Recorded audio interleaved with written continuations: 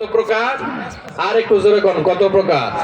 এক নাম্বার পরিচয় হলো তালিল কোরআন, যারা প্রতিদিন সকাল সন্ধ্যা কোরআন পড়ে।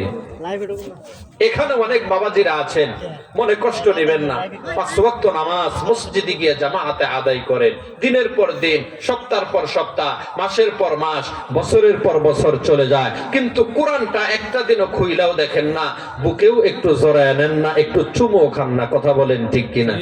এমনটা হয় কি হয় না? শুধুমাত্র কোরআনের ফজিলত না জানার কারণে।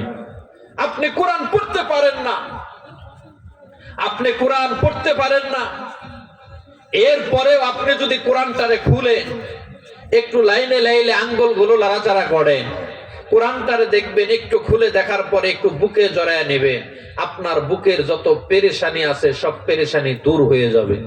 সুবহানাল্লাহ। আপনার দিলের ভিতরে যত অশান্তি আছে, এই কোরআনটা বুকের সাথে জড়িয়ে রাখার কারণে আপনার দিলের সকল অশান্তি আমার আল্লাহ তাআলা পরিষ্কার করে দিবে। সুবহানাল্লাহ। কোরআন এত বড় দামি কিতাব, এই কিতাব যদি কোনো পরিবার মেনে নিতে পারে, এই পরিবারের ভিতরে কোনো অশান্তি থাকবে না। আগের তুলনায় বর্তমানে আমাদের পরিবারের ভিতরে অশান্তি কম না বেশি? কি পরিমাণ বেশি? একেবারে 100%। কথা বলেন ঠিক কিনা? আজ থেকে 100 ওভার হয়ে গেছে মুরব্বীরা কয়। আজ থেকে 10, 15, 20 বছর পূর্বে আমার আপনার পরিবারে প্রতিটা ঘরে ঘরে অভাব ছিল, খাদ্যের অভাব, বিছানার অভাব, ঘর দুয়ারের অভাব, উন্নত পরিবেশ ডেকোরেশনের অভাব ছিল কি ছিল না?